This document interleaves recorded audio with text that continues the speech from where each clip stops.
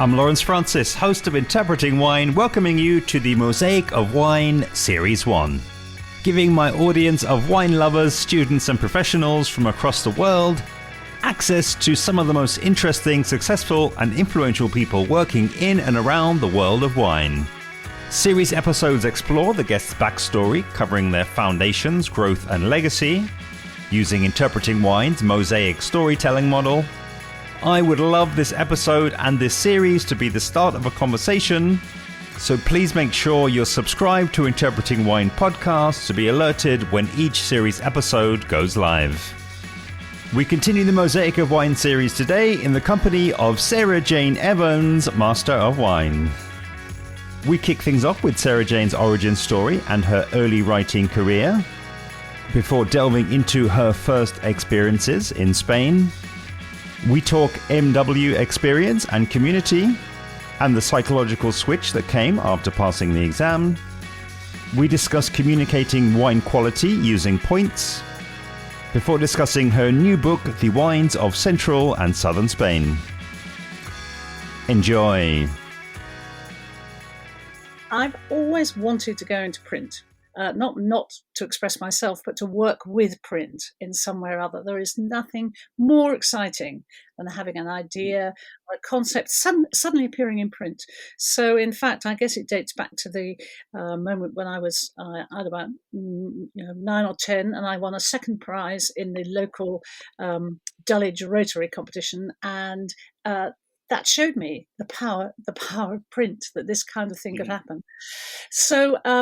Although I did a degree in classics and social and political sciences at Cambridge, which helps me to spell. Now I think about it, classics really helps you to spell. What I really wanted to do was go into book publishing. But there was a little interlude before that when I worked for 6 months for a medical magazine because I couldn't get into book print. So the fascinating thing about that was, if you can think back all those years ago, in those days you had typesetters. So you had to send the copy down to the typesetters, who would then set it on type, and it would appear in strips and print.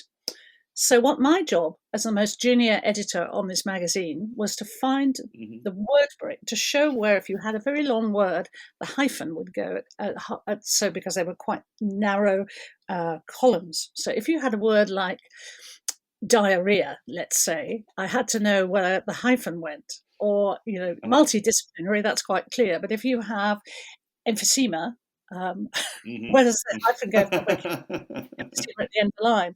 So fortunately, that job didn't last too long because there were horrible medical pictures as well. But it did mean, actually, when I went into my first company, Andre Deutsch, as the most junior editor, I had learnt this sheer attention to detail, to every word, every sentence, every meaning. I became very obsessed with semicolons and colons and full stops and spelling. But actually, out of that, you knew you had a beautifully finished book. So that, still talking to you now, I can feel the enthusiasm in my voice for the pleasure that print and a well-published book or magazine can give you.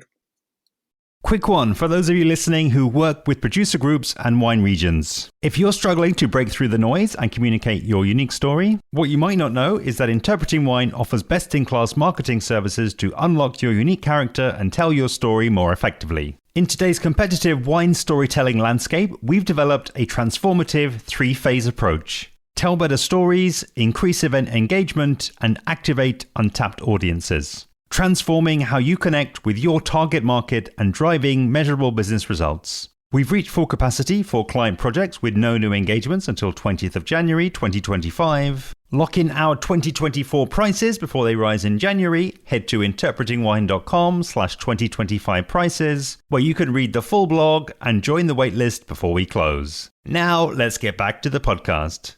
I love hearing these stories because, it's you never know where it will take you. So a very influential moment and a very kind of influential award. So yeah, please, I think again we've spoken a little bit beforehand. I think there's then a really interesting set of experiences, really, I guess, that you had following that passion, following that path, which I think brings us, closer really to the Sarah Jane Evans that we know and we appreciate now. Yeah, so in fact, I worked in publishing for Andre Deutsch, and we had on the stairs, you would meet John Updike, V.S. Naipaul. I mean, people you can only dream of. And eventually I was recruited to join a new publishing company, which was publishing in education and other areas. And I was then became a much more grandly titled commissioning editor. And eventually, as all things happened around that time, the company collapsed and there was a kind of whole crash of publishing. Lots of things closed down. But out of that came the advantage that I was then able to become a freelance writer, because I had something to freelance about, which was writing for the Guardian newspaper, other newspapers, interviewing authors. I knew my way around the publishing scene. I wrote for publishing press. So it taught me how to become a freelance journalist, not through having had any journalism training or having had any specific knowledge of what to do, but I knew how to write, I knew what to write, and I just loved the writing. So it was a very good time to be doing it. We used to go, and I remember interviewing a wonderful criminal novelist, Sarah Paretsky, and going to interview her in Claridge's. And Claridge's was always a rather good place to take somebody important. You could sit and have a coffee and make it last, and at the same time, they would feel wanted. I think now Claridge's would move me on, or they charge me too much. But in those days, you could make a cup of coffee last for ages. But that also highlights an interest I've had for a very, very, very long time. Inherited my family in food, so I think we have the basis of publishing and the writing, and then we have the interest in food, and those somehow will come together over those years. Yeah, it's again super interesting hearing all of these recollections, and it really kind of starts getting me thinking about careers, and evidently careers in wine and in wine writing, which I know I have a lot of listeners who are kind of at various stages in the journey there, and I don't know, it feels as though there's something certainly in your story there that's been meaningful around almost again having writing as the North Star, and then in a sense, as you say, working your way up, collecting all of those different experiences because of the differences in technology. You were very hands-on at that sort of early stage, and I just wonder, maybe reflecting as we'll transition into wine, obviously. Do you see that as being something that I guess still informs your writing now and still informs your approach now? The fact that you had that incredible breadth of experience, really. Yeah, I think each one of us finds. I mean, I certainly didn't sit down and say at any point, this is going to be my career. I think I saw opportunities at every stage I went to and said, oh, well, I can see that other people do it. Or, I could do this. Or indeed, I moved, going forward, thinking I moved to work at BBC Good Food magazine for 12 years. And I was commissioning Oz Clarke to write for me there. And although I greatly respect and love and venerate Oz he's such a great person, but I did think, because I was commissioning Oz Clarke and Gilly Goulden, who were both appearing on the television at that time, I did think, why not? Any fool could do this. Little did I realise how much more complicated it was than that. But certainly, so in fact, in terms of direction, in terms of saying to people, you have to think, what are you going to be doing in 5 years' time? What are you going to be doing in 10 years' time? And I can't say that I was able to give good answers then. So I would say, well, I'm going to be doing this, but I'm going to be doing it 5 times better. Or I'm going to be looking for different kinds of opportunities. So I was at a very good time when those opportunities came. But I think in different ways, there are plenty of opportunities now in different media. So I think the world is out there. So my opportunity came when, having been freelance for quite a few years, I was contacted by this brand new magazine called BBC Good Food magazine. And in fact, my name is Sarah Jane Evans, and I have somebody who is a very good friend, Sarah Jane Staines, so almost exactly the same name. And they wrote to her and said, hello, Sarah Jane, would you like to come and work for BBC Good Food? And then she worked out that actually the letter was for me. So about a month later, I got the letter. And then I started working for this terrific food magazine, which was related to the Good Food Show with Oz Clarke and Gilly Gould and others. And it was at a boom time for television chefs. So it was a really, really, really fun thing to work for. And our sales just kept on going through the roof. So within that, at the time, I was actually, I had lots of people working with me who were actually the cooks and the creators of recipes. I was the editor, so it was a different role, but it was just really a wonderful time to be there. So then my next opportunity in life appeared, which was, they said, well, we need you to be doing lunchtime broadcasts with BBC Local Radio, which at that time still had a very big network. So you had to chat to somebody lovely or at the other end of a microphone about, what was in season, what was happening, the new issue, BBC Good Food, something, and my voice is going into that kind of joyful communicator mode. And you would have to do it at your desk on an open plan floor. And you can imagine, if you visualize it, on that open plan floor, there was Gardener's World, Top Gear, who were a very kind of cynical set of men thinking about cars, and then there was the Homes and Antiques, and there was Good Food. And if I was lucky, most people had gone out for a sandwich, but if I wasn't, they would see me with my phone to my ear, talking cheerfully about the latest recipe in BBC Good Food, and it made me cringe doing it. I've learned now all kinds of techniques, and I've had a bit of training, and even there were things. Eventually, the BBC gave us a studio, the magazines gave us a studio, and with that studio, there was a big sign on the wall in front of the microphone which said "Smile," so that actually the word that comes out has a smile. So there are those kind of things that you learn. And then that progressed to doing daytime television. So there was a huge amount of, as a BBC person, going and working, particularly talking about food. Now, interesting, I wasn't really much talking about wine in those days, but it was very much representing the magazine. And most of the time it was going to studios around London and sometimes up to Birmingham too, to talk about a whole range of things related to what was in the magazine. So that was super nerve-wracking. Learning to control your nerves, keeping a smile on your face, talking without breathing too heavily, all those things that I find really hard. And then on various occasions. I remember on one occasion turning up in a very carefully chosen outfit, the right kind of colour. And then they said to me at the studio, "Oh, Anne Diamond, who was the presenter on that day, she's wearing that colour. You'll have to wear something else." And in the wardrobe, they found me this really terrible thing. And I had to turn up on television in this terrible thing. So all of this, though, what it does do is it gives you, eventually, you learn from those horrifying moments. You become a little bit more capable of dealing with the challenges that come, and it is great fun. So I didn't plan to do it at the beginning, but gradually it got more usual. So eventually I was elevated to a monthly, well, actually it was fortnightly Radio 2 lunchtime appearance. There was a broadcaster called Jimmy Young, who was very famous on Radio 2.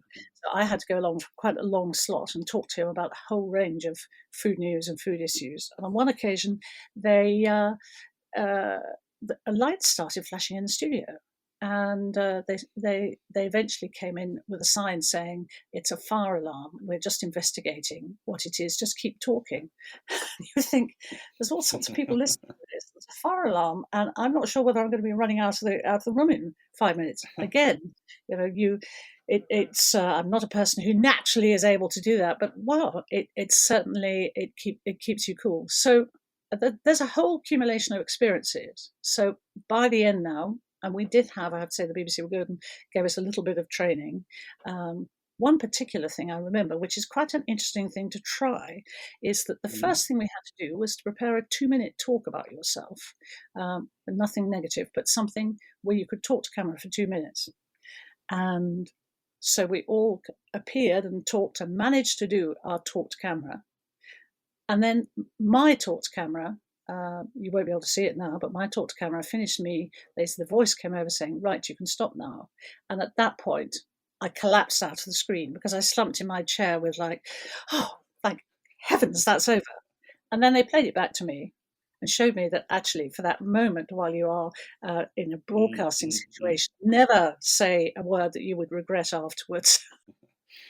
I love it. Yeah, it's again. I think that there is just so much to learn from the doing, and in a way, I believe again as you alluded to there, a lot of these types of jobs and divisions, they've obviously been drastically reduced, and I guess it was a very sort of special kind of moment really there where you were able to rub shoulders with all those different publications and all of these things. I'm even shocked now in my lifetime that I see that the magazine stands have all shrunk, and there's hardly any newspapers. I mean, it's just such a huge change in a relatively short period of time. But I think that the thing that strikes me though is that I think in your reflections you've seen the transferable skills that you were really stacking there, which again your proof really, change the media, make it online, make it podcast, make it small group, make it masterclass, make it press trip, regardless of what the actual format is. It sounds as though all of those lessons are still things that you rely upon, you still apply to this day, really. Yeah, absolutely. You have to keep following it. So, I was fascinated. I went on a press trip not so very long ago with a different group of people, and I think I was the only one who's wedded to print. So the company have had feedback from me. I've done various things since that visit. There's a company I know well, and I've gone a number of times. I have done masterclasses. We've included their wines, and various other expert things have come up. And actually, they came into a feature which maybe was published 9 months later. If you're lucky. But I was with one of the people on the team who was there. Was exceptionally good at doing stories, and she did 70 stories, 70 stories in one day. And I'm sitting there just sort of looking out the window on the bus, or thinking about, I don't know, or maybe receiving emails, because now a lot of what happens on press trips is actually you're quite absorbed in what's happening coming through your telephone with your work. And actually, she'd planned it well beforehand. She'd done it really well. Now, I think between that, there's a compromise, because this person had come from a kind of theatre television world, so was ready to do it. But for people who are progressing, you don't need to do necessarily quite so much, though I think if you can do 70, then you can really begin to monetize it.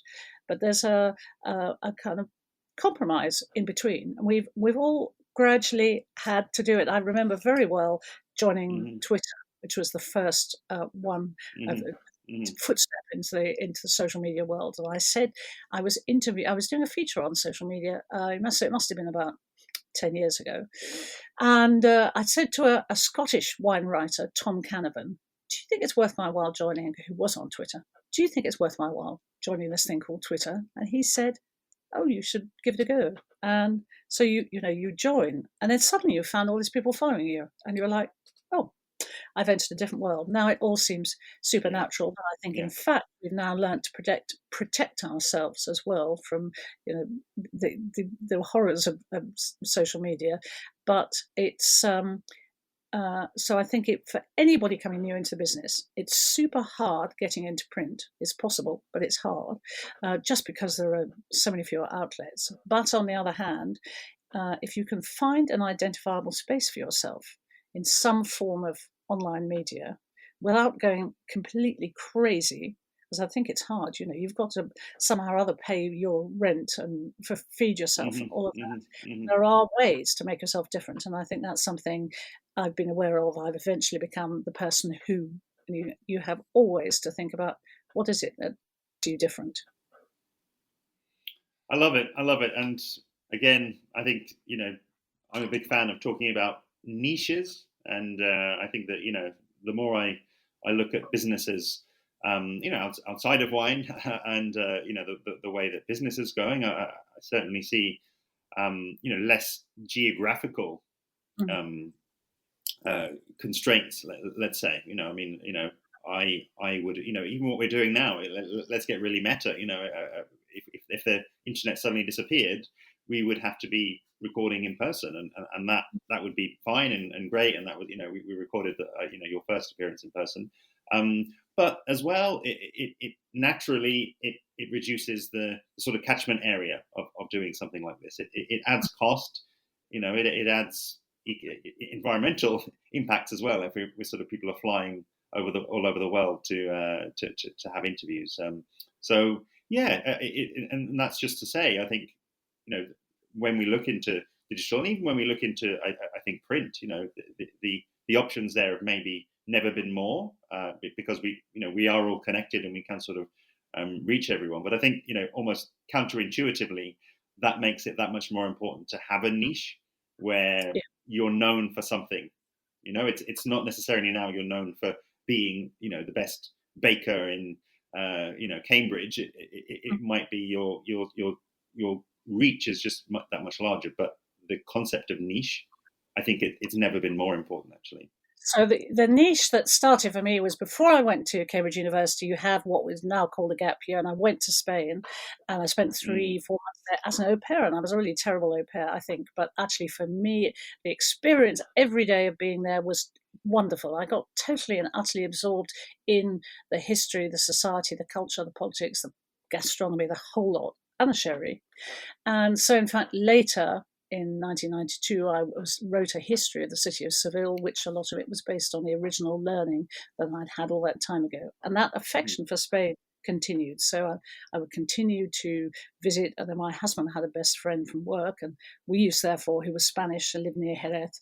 And so we would go ourselves, and then with the children 3 times a year. And then once Spain went into Europe, suddenly there were a whole load of there was finance available for press trips. So there was a wonderful period when I was a member of the Guild of Food Writers, and I eventually became chairman and then president. I like to join things and then be active in them. So it's a path in my life. You'll find me becoming a chairman of the school governors or chairman of whatever. So we used to do these trips, and I can remember, 25 journalists in being driven around Seville and Andalusia, looking at olive groves or looking at food ingredients or whatever it was, looking at wine. And it was a tremendously formative experience. People don't spend money like that now. And it's a pity, because the education that we all had from that was terrific. So if you're starting out now, to get that kind of chance to be sponsored, to go and have visits to different places was great. So then Spain continued in my life. And one of the things I did for quite a long time was I was a freelance correspondent about politics and education to various different kinds of newspapers, because I was in Spain all the time, and it's a thing that fascinated me. And then at the time, while I was working at BBC Good Food magazine, I'm quite obsessed about something which is very important to my life, which is Spanish omelette. That's a tortilla which is made with potatoes or onions or not, and you have to do it properly. And the way you do it is you cook it in a frying pan, and then using a plate, you tip out the omelette and you roll it back in so it's cooked on both sides. And my colleagues at BBC Good Food magazine, you can hear the shock in my voice at that time, would say, finish off the omelette by putting it under the grill. And the sins that were committed at that time. Now, I think BBC Good Food does it properly, but in those days it was like, oh well, this is kind of tapas, and we just have it on toast. And we're like, no, it's not tapas. So I think that eventually, though, I actually, through the BBC, I must say they were very important. They did pay for my WCT studies. So I started with whatever they were. It wasn't called 1 and 2 at that point, but I did that. And I used to go with my husband. We had a great time. And every evening we would drive home and have a curry on the way. So for a very long time, wine and curry were intimately related. I mean, I just knew that they were together. And then you go further, and I realised I'm quite an academic person. I enjoyed doing the exams, and I learned so much about geography and the people. All that matters as much as the liquid in the bottle. So eventually, when I did really well at the diploma, it seemed obvious to start the Master of Wine. You just go straight on. And I needed someone to sign my form. The only person I knew was Jancis Robinson, who I was commissioning to write for me. So she signed my form, and she said, "You realise it's going to be a bit of work." And I said, oh, chances. I don't mind a bit of work. Years later, I get it, but it was a bit of work. I hadn't realised, and it was interesting because what I had to do with the MW, I'm not one of those lucky people, very scarce people who pass first time. So I had to work at it and understand what I didn't know and do it properly. And but working at the BBC, who kindly paid for a lot of my studies, my publisher had taken an MBA, so he paid, I don't know, £20,000, spent 2 years doing it, and knew he was going to pass. Whereas you can spend. I haven't added up the sums recently, and it comes in patches. But it's expensive doing an MW, but you are not necessarily going to pass, not unless you get absolutely pig-headed about the fact you are going to pass this thing. So it was, you would have to turn up in the office. Your result would be sent through, and you'd pick it up in the middle of the day, and you would discover that you had failed. And for anybody who's passed their driving test first time and has generally managed to get by in life doing well, to confront suddenly the hard stop of failure, and knowing that the exam doesn't happen for another year it's a hard lesson. But it's we picked ourselves up, and it's a great community, wonderful community of students, all of you, different shapes and sizes and genders and origins, toiling together for this one thing. So the thing I most loved about being a student was the community I was in, which was really exceptional. And then the day comes and you pass, and then you realise that it's only a beginning. People will expect you to say, oh, I have one favourite wine, there's one way of doing it, and then now I know there are so many ways, there's so much to discover, and that the wine world is terrific. But I am, I'm on a journey that will never finish.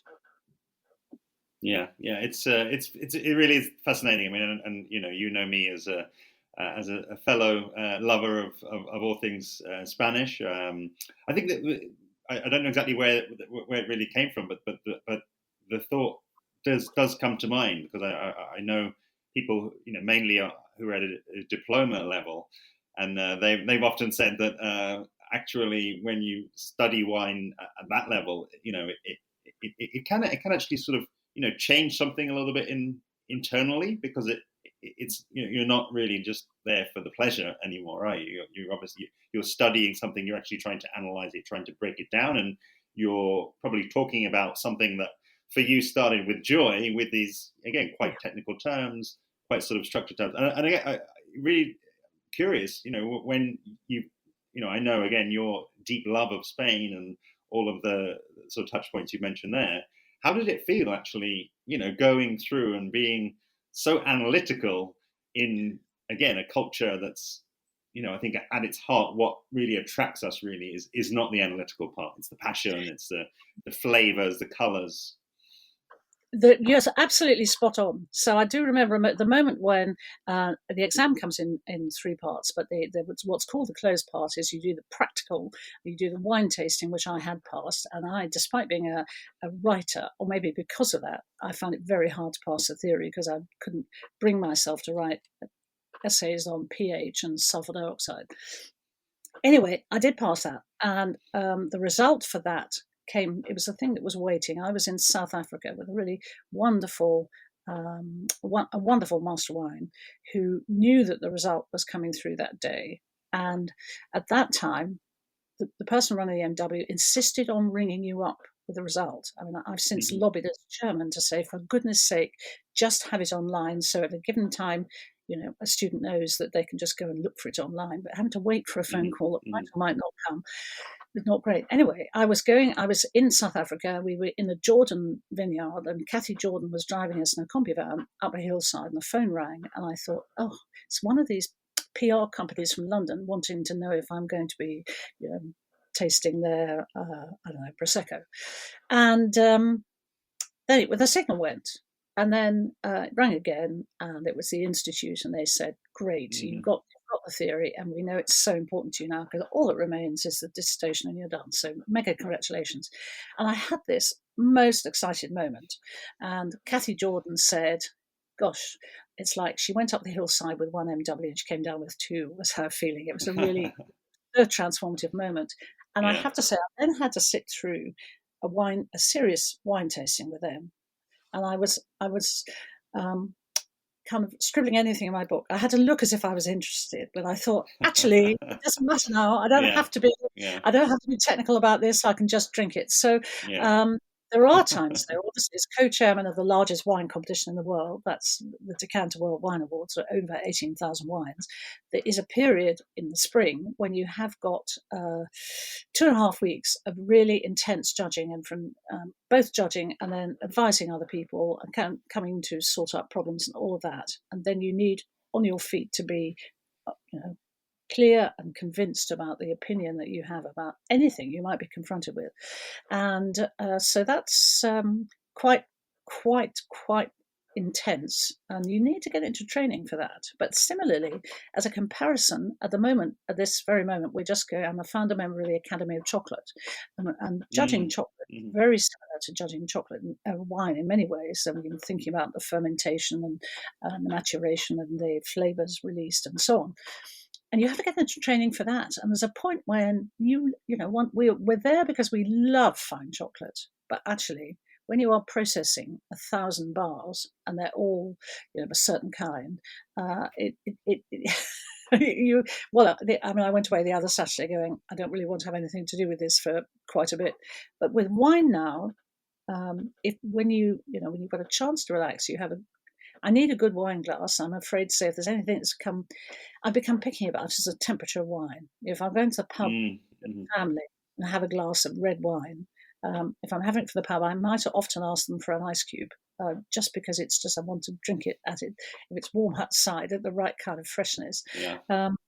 It's now something I really, really enjoy. Now I probably find most of the time I drink less. I think I have learned a real respect for wine. But people often say to you, there must be one style of wine you like. And actually, that's not the case. And the joy about being in Spain, to come back to Spain, is that Spain produces every single wine style you could possibly want. And there are new people coming up all the time who are working on finding different terroirs, who are taking different approaches. Lots of people making wine in amphoras, pet natters appearing there, all sorts of things, as well as the classical things Spain is known for. So in terms of pure enjoyment, I could have some great times just sitting in Spain. I love it because again, the reflecting on the flow really of the conversation and your career, it felt very much as though we've discussed from building, I guess, broad foundations, and this coming in with publishing and all of the different experiences there, getting more and more niche in a way. But then again, I know that we spoke about the experience with the Fine Guild of Chocolate, and your experience almost broadening out then again, and I'm just curious, and kind of how does that then come together in a sense? How increasingly now you showing up, I guess, in the world in terms of your consulting services, being known as the Spain expert. Do you see a sort of a kind of a thread running through what you're being asked to do now, and maybe some reflections on how maybe that's changed over time, be that press trip, Yes. be that masterclass, etc. Yeah, interesting question. Where I am now, because in fact I have other interests. I can look back to when I was a student of classics and I was totally in love with Greece. And in fact, now I have quite a specialism in Greek wine of all kinds. And so that's something else people will know me for. I think what I feel has always made me different is the food background means that I have, from the beginning, had a different approach to flavour. And that also comes maybe from, we used to do a huge amount of tasting at BBC Good Food before anybody started thinking about taste and flavour as being a thing. So I think that my approach to wine is in a different context. I do have colleagues who are just wine trade, and they are, they will tell me everything I need to know about, grape to bottle to customer, but they're just interested in the trade. What turns me on about wine is the people I meet. and they're the ones they'll be posted on Instagram, or the places or particularly winemakers' dogs. There's a winery in Extremadura I met 2 weeks ago. They are recuperating the Spanish breed of Spanish Mastiffs, Mastines, and they're selling them to the Caucasus and all over to shepherds. In a way, here I am talking to you about this when in fact I should be talking about Pago de los Balancines, but it's the Mastiffs that really turn me on. So I think that I think what I have been able to do with my life is now to put things in context. So rather than sitting down and telling you every minute thing about a particular grape variety in a particular field in a particular region in Spain, I think where I'm useful to producers and where I can be interesting to consumers is actually because I understand the broader context. So I'm sitting in a room with loads of books in it because I'm one of the commissioning editors for the Classic Wine Library series. So, hey, that brings me back to the book publishing where I began.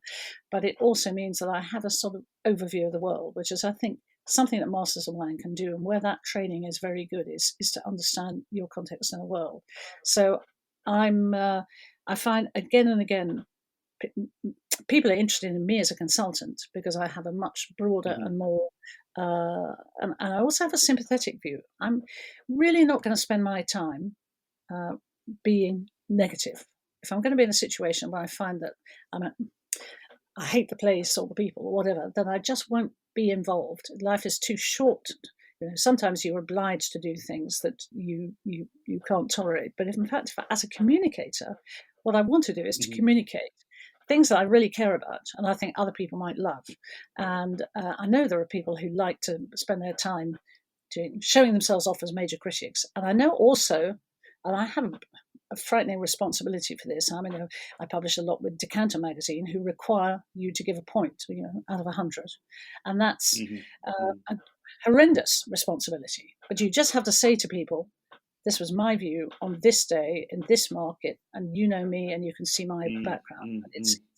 It's being in this world now where people require a number is always scary. Yeah. But I think the more you can, that's a good thing about social media. I think one can build for ourselves a profile too, which goes beyond just the printed magazine, and out of that, people can understand more clearly what it is that you're about.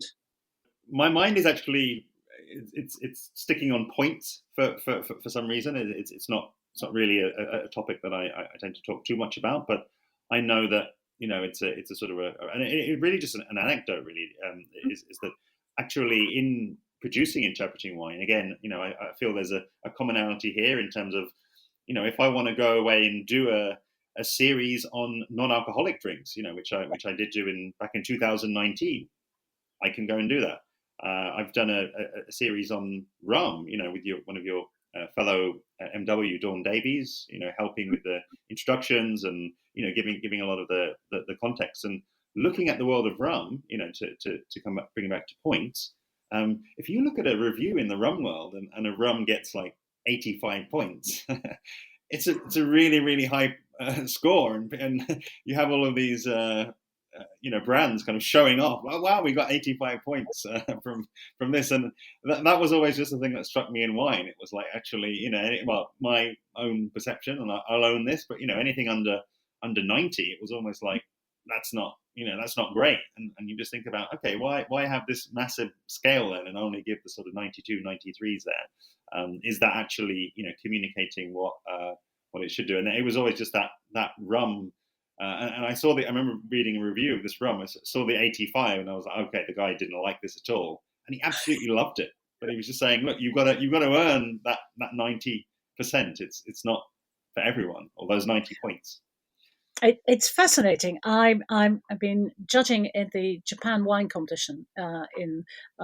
It's a fascinating thing to do, where they choose to use the kind of European system of judging, where it all has to tot up to 100, but you have to tot it up by assessing various kinds of characteristics you specifically I wouldn't use, and it doesn't allow you to put any tasting notes, but it's actually through tasting notes that I unlock what my ideas in my head. So you're sitting at a table as the international judge, and there's there's one other woman in the room who's my translator, but otherwise it's none. And then they're using the system, which I really dislike.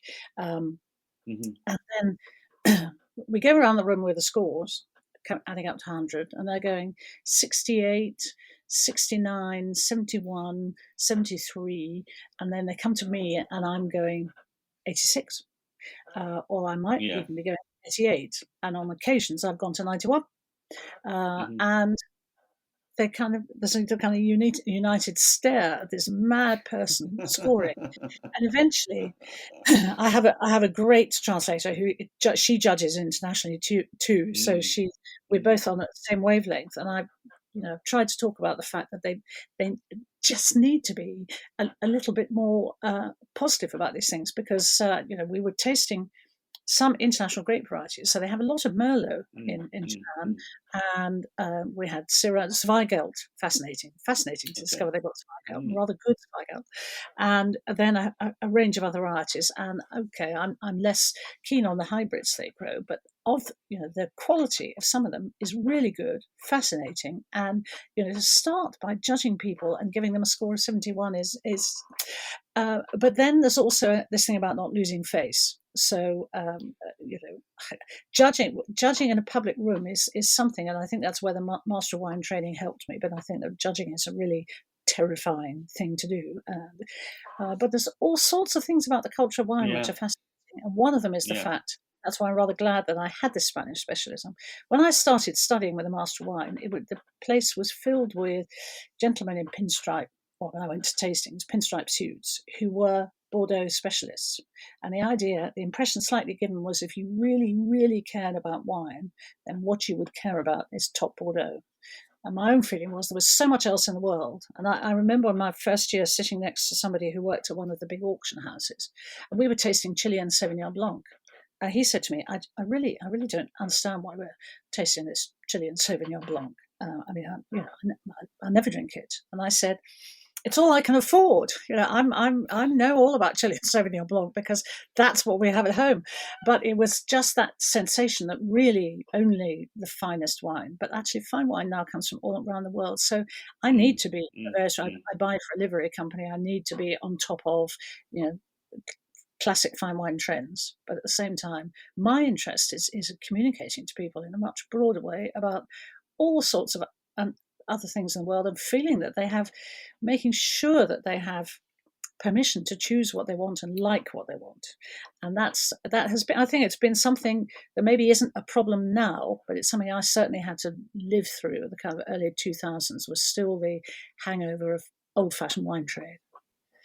Yeah, and again, I think I will, transition us on, but I'll just reflect, briefly. I think that experience in Japan, I think it's even, maybe even adds another element to what I've just mentioned from the rum world. It's like,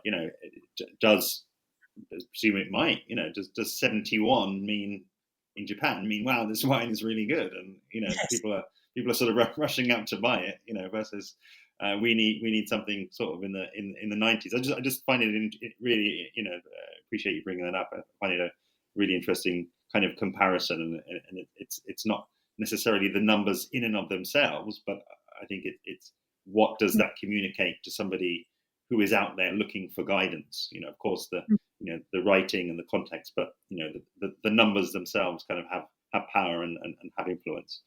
But really, as I mentioned, I feel again, we could talk for hours, and I'm sure you'll be back on at some point. But in terms of, I think, sitting here October 2024 and really starting to look ahead. I mean, I think the thing that really stands out for me, really, and I think will tie all of what we've spoken about really nicely together, is your upcoming book on the wines of central and southern Spain. So I think, perhaps you could pick up, I guess, the connection, because you were writing the book on the wines of northern Spain, I believe, the last time that we spoke. So maybe bring us up to date. Really, how that book itself was received, I guess, and then talk about the transition and the process of creating this new book as well. So the first book was written before. Well, I mean, our lives were before COVID or after, in a sense, was written before COVID, and its key features were Rioja, Ribera del Duero, and Galicia. And at the time, I Mm-hmm. thought, Galicia is not going to be so much in balancing out the pages. In fact, there's so much wonderful things happening. Mm-hmm. Baixas, Baleares, and Monterrey, and all of those. What's interesting about now the central and southern Spain is I had a vision of how it was going to be all those years ago before Brexit and COVID. But actually now, so much change has happened in Spain at that time. It's great actually that I had that enforced gap before traveling. So I was 2 weeks ago. I was in Extremadura, the land of the conquistadors, which has fabulous cheese and would seem like a rather difficult place to make wine, but a couple of people doing really good things. Then I've just come back from Priorat, actually yesterday, catching up on what's happening there. And there, this was this very famous region which Alvaro Palacios and 4 others got together, and it's so young. I mean, it's now 30 years, but they reached the top, especially because Alvaro was prepared to charge €1,000 for his wine. And then I'm going, let me think, on Monday week to Malaga to look at their sweet wines and the dry wines too, and wines grown in very difficult positions. And then I'm also obviously put it going into sherry land. So I've got one chapter to write about the things that I did my dissertation on, that I go to Jerez, every year and so on. It's horrific. I haven't allowed myself to contemplate quite how I'm going to put that together. But one of the things that's happening now in sherry, which I would never have guessed, is the importance of still wines, unfortified, made from the sherry grapes, and a whole group really cool people doing it. And so there is so much to cover, and so much of excitement, that I think that people would be like, well, southern Spain, I don't know, beaches. I mean, but if you think beaches, then you think of Alicante, and Alicante has got some wonderful, wonderful wines. And I'm so it is. Well, I feel that I'm trying to stuff let's say an elephant's foot into a little child's sock. It's a cornucopia bursting out, and so we watch this space as to how I managed to do it. But I think that if you had said central Spain before, you might have thought of, let us say, Castilla-La Mancha, and bulk production of liquid which is going to be distilled or whatever. But actually now there are I was going to say a couple. There are more than a couple. Or maybe, there could be 10, 15 really interesting producers, and they're trying different things. Technology has changed too, and so we're getting some very exciting projects coming from a new generation. So I think Spain really is the place. I keep saying, and it's absolutely true, the most exciting region in Europe and one of the most exciting regions in the world. And so hopefully I will have this finished by Christmas, though I may be nudging into the year, but it will certainly be on the shelves next year. 2025 is publication, by which time I'll need to start on the revision of the Northern Spain. It's a growing cycle. Yeah, it's a never-ending cycle. And I'm excited hearing all of that. I had the opportunity to visit Cebreros and Sierra de Gredos over the summer, and managed to visit Jerez actually, and did actually visited a producer of still wines, of the Vino de Pastor as they're currently known. But the names will probably be changing and moving around, and it just feels as though there's that amazing cultural movement as well. And I think as well, countries like Spain, they have to adapt, and they get a lot of input from outside as well. And a lot of these guys are exporting, and people are coming in and visiting and giving feedback. And I'm not surprised that the book on Northern Spain already is being revised, because it is super dynamic, super exciting, and rather you than me, I think, trying to fit all of that into a single book. It's hopefully it's going to still be quite a meaty tome, and we'll get to kind of explore. And one question I think that I think this is the place to ask really is, does it therefore kind of follow that, again, based on all of your experience and good food and all of the other communication elements that we've spoken about there. Will that get its place in a book like that, or again, are you just so constrained that it's got to be kept really to wine and culture versus bringing a lot of the different sort of food elements that you'll find, which again are incredibly varied, aren't they, in Spain? It does work. So, for instance, Extremadura, they make this terrific cheese, which is also made just over the border in Portugal, which is can be called generically torta del casar. So I'm kind of shaping my hands into a small round, and it's kind of cloth bound, and then you cut off the top, and it's liquid inside, and it has a delicate sourness, and it's the most horrific cheese you can imagine. So I brought home 2 in my luggage and sent it out my luggage, but they're not horrifically smelly cheeses, and they're actually just luxuriously lovely. So that's turning up in that section. There are a few places which are exceptional. So, but also I think it's really, there is nothing worse in my experience of the wine world to have somebody who's given me textbook on wine. I mean, I do, in terms of textbook on wine, I do the annual contribution to the Hugh Johnson Pocket Wine Book and for Spain and Sherry, and that is a terrific exercise in take a word out, you're allowed to put one in, but there's not much, there's not a huge amount of leeway. It's an amazing reference book, but and we have to change it from year to year to keep it fresh. But it's a very specific, very useful. But even that handy reference book has grown like anything. But I mean, certainly, I think there's a point, if you're going to read my writing, then it's not going to be entirely single-mindedly about the wine. It's going to be about the place too. If you you need to give an impression to the people of how it comes alive, and even not just food, but if you go to Priorat, that always driving early morning through the mist, and you think the mist is never going to clear, and then suddenly, as Alvaro Palacios would say, it's spiritual, it's magical, but it's suddenly the mist clears and the sun rises and you see the mountain range, and it's terrific. So I need to get some of those impressions across as well, so that people can enjoy wine without thinking that it's just going to be me telling them about how far apart the one vine is apart from the other, which is also important, but it's you have that balance in all things. Yeah, and as we know, balance in wine is spoken about a lot. So I agree, balance in wine communication, absolutely. So really, Sarah Jane, as we wrap up, I really just have 2 things to ask.